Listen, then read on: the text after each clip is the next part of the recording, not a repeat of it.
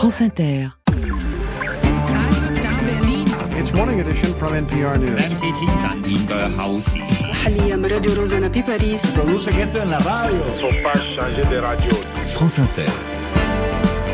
Le 18-20. Fabienne Synthèse. Un jour dans le monde, c'est encore une fois un jour entre le Liban, Israël et l'Iran ce soir. Bonjour Dominique Moisy. Bonjour. Merci beaucoup d'être avec nous. Vous êtes vous êtes géopolitologue, vous êtes notamment membre fondateur de l'Institut français des relations internationales. Dominique Moisy, c'est vrai qu'on s'était promis, vous et moi, d'essayer de prendre du recul sur la situation qui est celle du Liban, d'Israël. Aujourd'hui, j'ai sous les yeux une dépêche qui est tout à fait récente et qui parle d'une attaque imminente et d'une attaque à grande échelle de la part de l'Iran.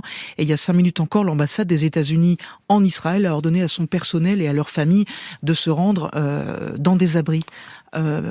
Sommes-nous effectivement tout proche d'une réplique imminente de l'Iran? Pouvait-il même en être autrement, Dominique Moisy? Je crois que les informations américaines ont été justes jusque-là. la plupart du temps. Et donc, il faut prendre plus qu'au sérieux ce type d'informations.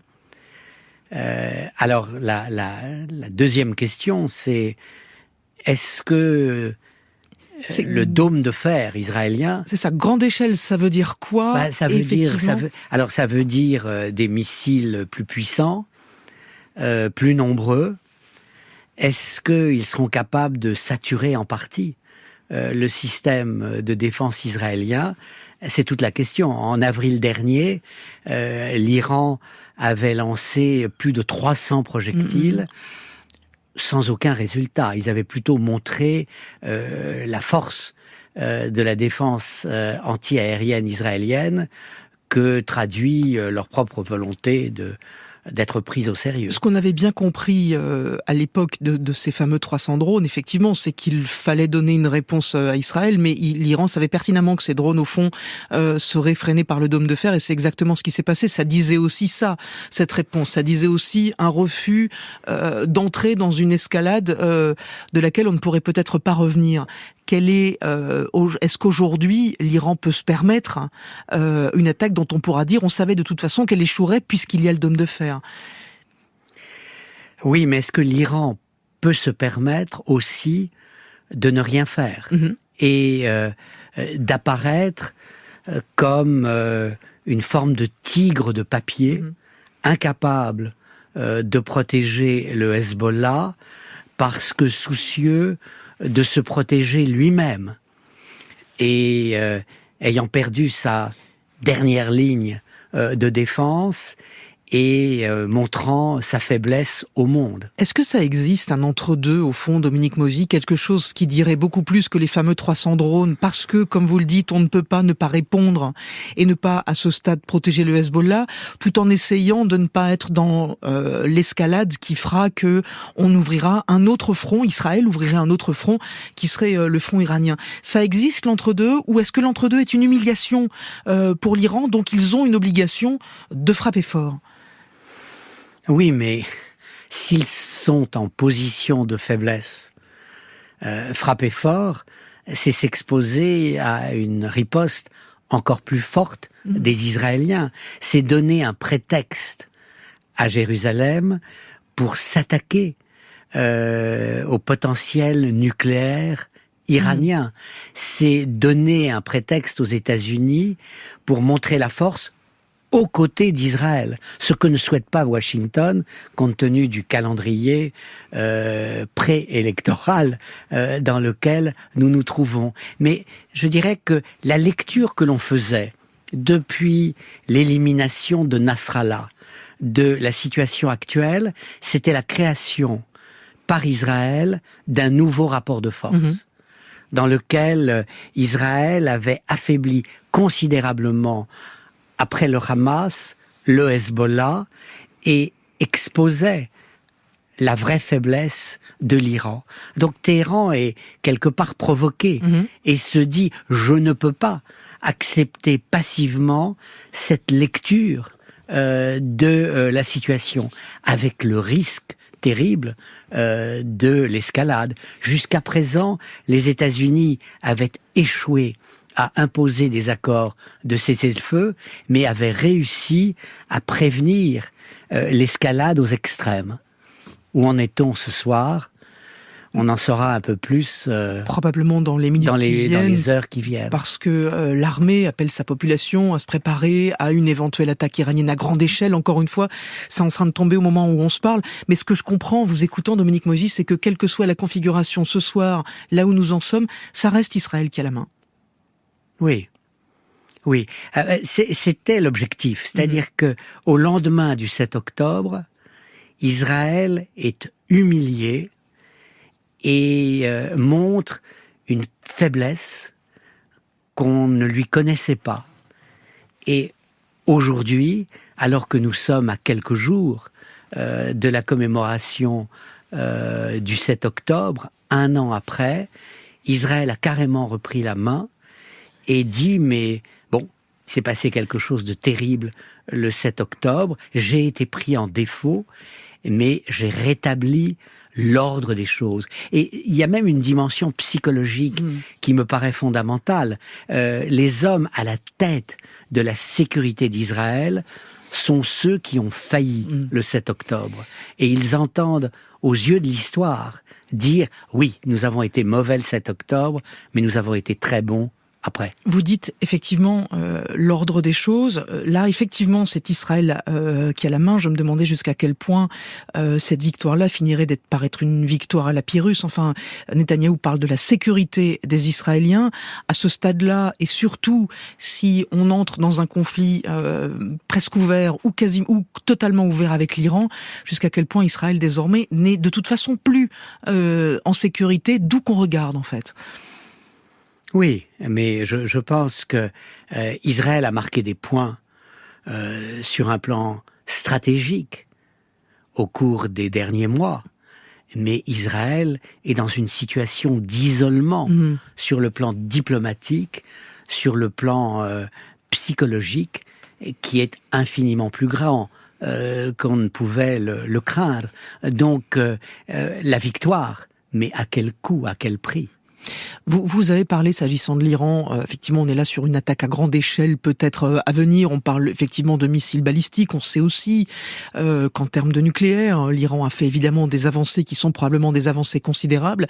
Pensez-vous malgré tout que cette ligne rouge existe ? Est-ce qu'on s'inquiète ou pas de l'existence de cette ligne rouge s'agissant d'un Iran qui aurait des capacités nucléaires ? Oui, il est au bord du nucléaire, mais a priori, il n'a pas franchi cette ligne rouge.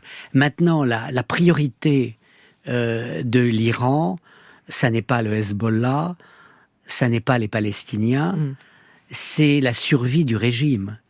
Et ils savent très bien que s'ils entrent en guerre contre Israël et ses alliés, les États-Unis, ils perdront la guerre. Et perdant la guerre, ils perdront leur contrôle sur l'Iran. Ils savent à quel point leur régime est impopulaire. Ils savent à quel point leur économie est affaiblie. Alors, est-ce que c'est une forme de baroud d'honneur que cette déclaration ce soir ? On envoie des missiles, certains réussiront peut-être à passer, puis après on s'arrêtera. On aura dit, bah voilà, j'ai fait ce que je pouvais, je ne suis pas resté passif. Ce que vous sous-entendez, Dominique Moïse, vous dites, effectivement, on ne peut pas rester passif, mais c'est pas pour les Palestiniens, et c'est pas pour le Hezbollah non plus. Non. Est-ce que ça veut dire à ce stade que ce qu'il y a en creux, c'est que l'Iran a lâché le Hezbollah ? Indépendamment du fait qu'il y a les missiles, il y a tout ça, il y a des choses sur le territoire libanais qui est iranien, qui appartient au Hezbollah et qui est encore une force. On peut encore lancer des choses vers Israël, certes, mais de fait, est-ce que l'Iran a lâché le Hezbollah ? Je pense que l'Iran a pris ses distances avec ses proxies, avec ses alliés. Il l'aidait au départ. Ils sont peut-être devenus une source d'embarras au point d'arriver.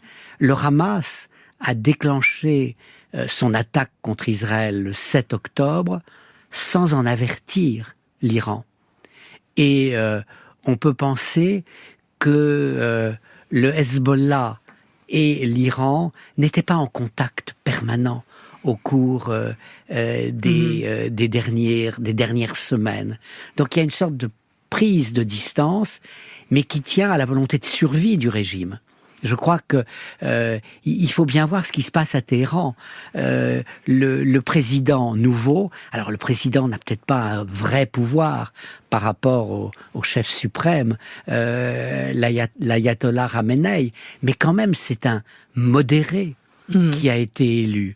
Il se présente différemment. Il n'a plus cette chemise. C'est ce qu'il a fait aux Nations Unies très récemment d'ailleurs. Il a une chemise ouverte à l'occidental pour montrer qu'il est beaucoup plus proche de nous que tous ses prédécesseurs. Je vous le dis parce que on n'en connaît pas encore des détails, mais puisque ça vient de tomber, je lis qu'une fusillade a eu lieu à Tel Aviv, à la frontière avec Jaffa, qui a fait plusieurs victimes et dont on ne sait pas pour l'instant d'où elle vient, mais la piste terroriste est privilégiée, c'est ce que dit au moment où on se parle la police israélienne. Donc on sent effectivement ce que ça veut dire que cette pression montée. Dans le même temps, Dominique Moïse, il y a eu des incursions à pied, sans doute depuis longtemps d'ailleurs. Il y a eu des raids, ça pour le coup, Israël l'a dit, dans le sud Liban. On a même informé les États-Unis. Est-ce qu'on peut dire aujourd'hui que l'offensive au sol d'Israël au Liban a commencé? Est-ce qu'on peut le dire de manière aussi claire que ça ou pas? Oui. Oui. Je crois ce que révèlent aujourd'hui les Israéliens, c'est qu'ils ont pénétré au Liban de manière régulière et que s'ils ne l'avaient pas fait, le Hezbollah aurait monté une opération du type de celle du Hamas le 7 octobre, peut-être d'une envergure plus grande encore. Alors je crois que les Israéliens ont pénétré au sud Liban avec le soutien affiché des États-Unis. Toute la question est de savoir ce qu'ils vont faire là. Est-ce qu'il s'agit simplement de détruire des tunnels, de détruire des caches d'armes, et puis de se retirer très vite, en espérant que la communauté internationale va aider le Liban à recréer son armée, pour qu'elle occupe ce territoire avec l'aide de l'ONU ou je ne sais trop quoi. Je vous le dis parce que ça tombe au fur et à mesure. Dominique Moïse, des missiles ont été tirés vers Israël depuis l'Iran. C'est ce que dit l'armée israélienne. On sait aussi que des sirènes retentissent à Jérusalem. C'est tout ce que nous savons pour l'instant. Et effectivement, et c'est ce que vous disiez au début de cet entretien, des missiles, oui, qui permettent avec Jérusalem, qui sera protégée par le dôme de fer ou qui ne le sera pas, en fonction du type de missiles qui tomberont à ce moment-là. Mais le type et la quantité. Le type et la quantité. Alors, je ne crois pas que les Iraniens prennent le risque de viser Jérusalem. Ils pourraient détruire un des 3 lieux saints de l'islam. Ça ferait désordre. Maintenant, est-ce que ces missiles sont à ce point précis ? C'est tout le risque. Eh bien, écoutez, on verra dans les minutes probablement qui viennent. Dominique Moïse, merci beaucoup de nous avoir éclairés. Merci vraiment de votre passage chez nous dans Un jour dans le monde. J'ai le sentiment que vous reviendrez dans peu de temps, à très bientôt en tout cas. La suite d'Un jour dans le monde à 18h36 pour l'instant, et en attendant, en raison d'un appel à la grève déposé par les organisations syndicales CGT et Sud de Radio France pour défendre les services publics et le financement d'une radio publique unique, forte, indépendante, nous ne sommes pas en mesure de diffuser l'intégralité de nos programmes habituels. À tout de suite, nous y reviendrons dans 5 minutes et ça commence là avec Charlotte Day Wilson. You got what you wanted, didn't you? You got what you wanted, didn't you? You got what you wanted. You got what you wanted, didn't you? Didn't you? You got what you wanted. You got what you wanted, didn't you? Didn't you? You got what you wanted. You got what you wanted, didn't you? Didn't you? You got what you wanted. How does it feel being alone without my questioning? Is it for real? yeah. What I've been hearing about you. Mama, I thought I made some real progress with you. How I was so wrong, I didn't know what you were capable of. You got what you want, baby. You got what you want, baby. You got what you want, baby. Didn't you, didn't you? You got what you want, baby. You got what you want, baby. Didn't you, didn't you? You got what you want, baby. You got what you want, baby. Didn't you, didn't you? You got what you want, baby. 'Cause that's what you wanted, right? To be alone at night, gripping your money tight, with no one to fuss and fight. Just you and your hustle, right? Blowing it over time. But when you look the way you want it, you the thing you flaunt, but nothing to call you on. And even though now you're grown, mama, your looks won't last forever. So take it now or never. I understand. But where does your ego bend? Living is closer than you seem to understand.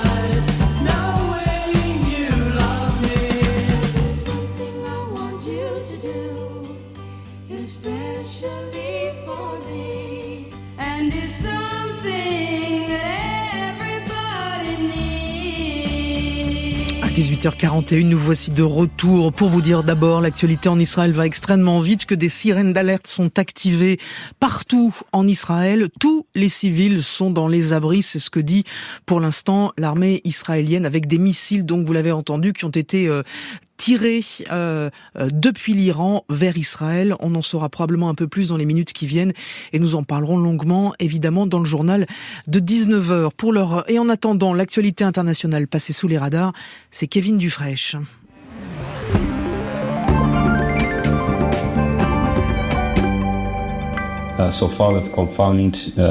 Kevin, nous sommes d'abord au Rwanda, touché par une épidémie. Oui, le virus de Marburg qui provoque une fièvre hémorragique semblable à Ebola et dont le taux de mortalité est très élevé. Il peut atteindre 88% des personnes infectées. Il se transmet via les fluides corporels. Eh bien, au moins 6 personnes sont mortes depuis la déclaration des premiers cas il y a 10 jours. Il s'agit pour la plupart de personnel de santé, d'après le ministère rwandais de la Santé qui, pour tenter d'enrayer l'épidémie, fait des recommandations. Ainsi, depuis hier, le nombre de personnes assistant aux funérailles d'une personne morte du virus est limité à 50. Les patients infectés ne sont pas autorisés à recevoir des visites à l'hôpital durant 2 semaines.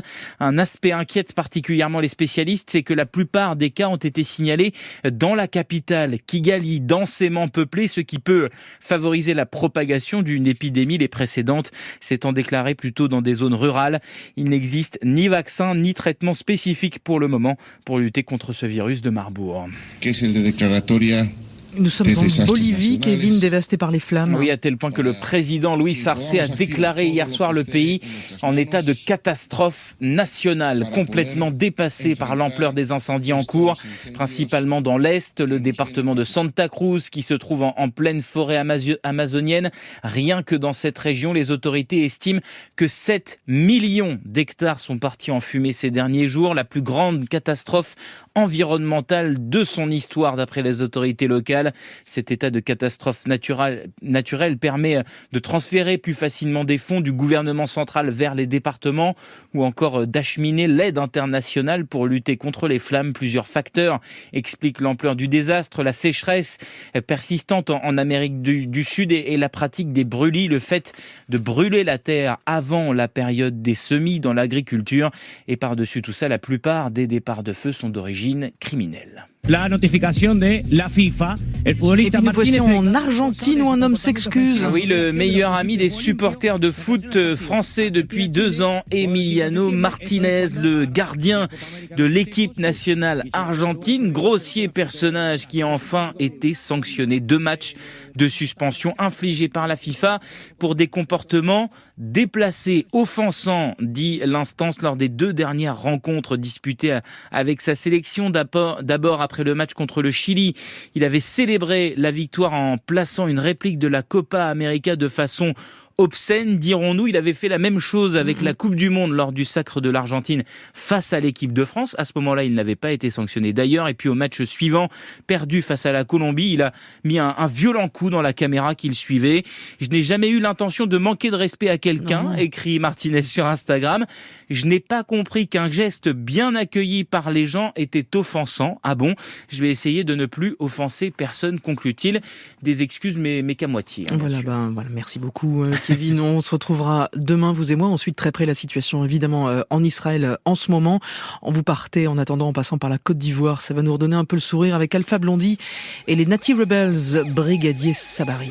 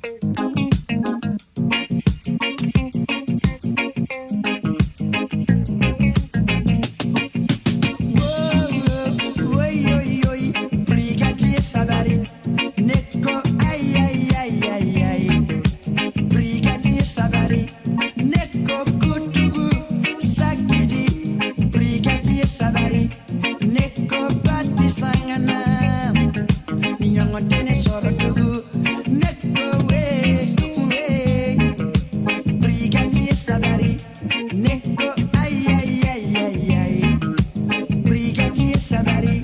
Neko kutubu sakidi, Brigadier Sabari.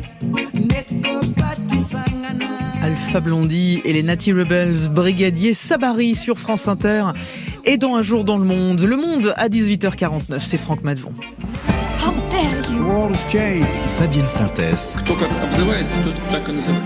Le 18-20. Franck, la nouvelle présidente du Mexique, Claudia Sheinbaum, doit prêter serment dans les minutes qui viennent. Ce soir, vous nous expliquez pourquoi cette femme de gauche va forcément marquer l'histoire de son pays. Oui, une femme à la tête du Mexique, le plus grand pays hispanophone au monde, c'est en soi historique. Le Mexique a connu 65 chefs d'État, tous des hommes. Dans ce pays réputé machiste, 7 femmes sur 10 estiment avoir déjà été victimes dans leur vie d'une forme de violence. Claudia Sheinbaum prend donc les rênes de l'État 4 mois après sa large victoire à la présidentielle avec 60% des voix.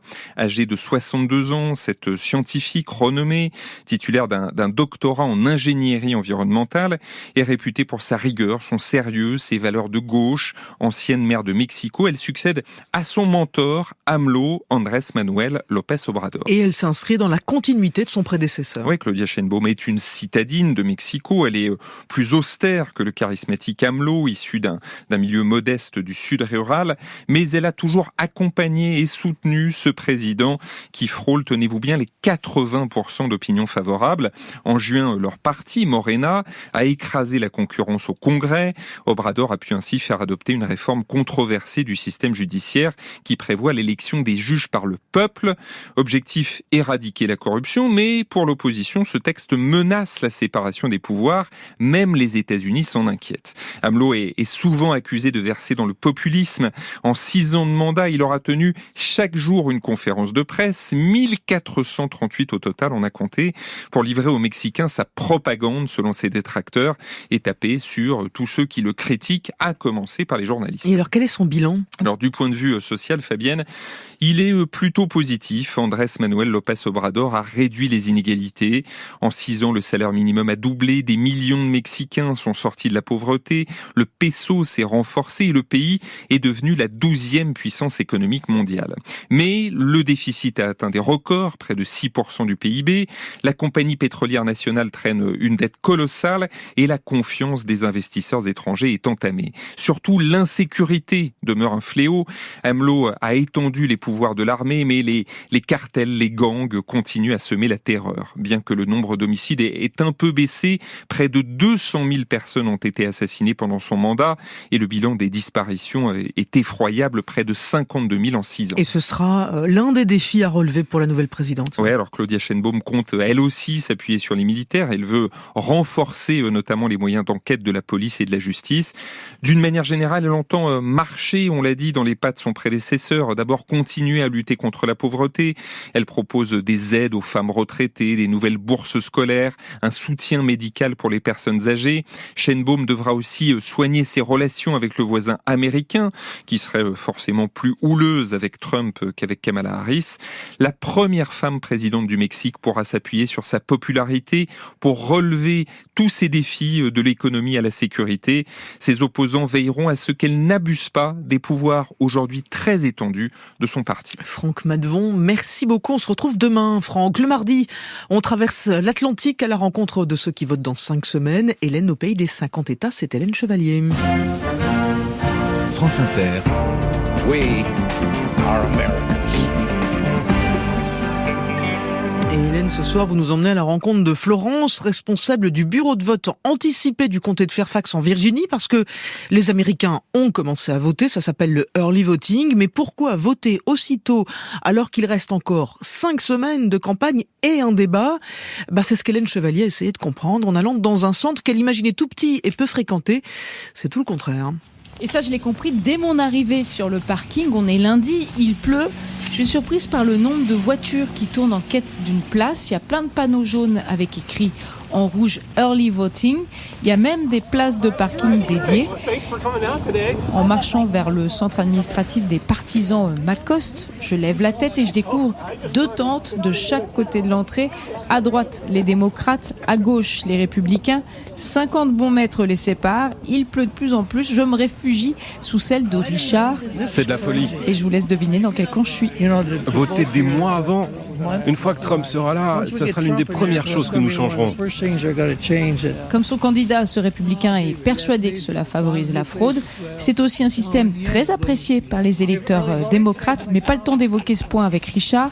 J'aperçois des personnes qui arborent fièrement leur autocollant « I voted ». Vous venez de voter et c'est très tôt dans la campagne. Je voulais savoir pourquoi vous votiez dès maintenant. Ça ne changera rien.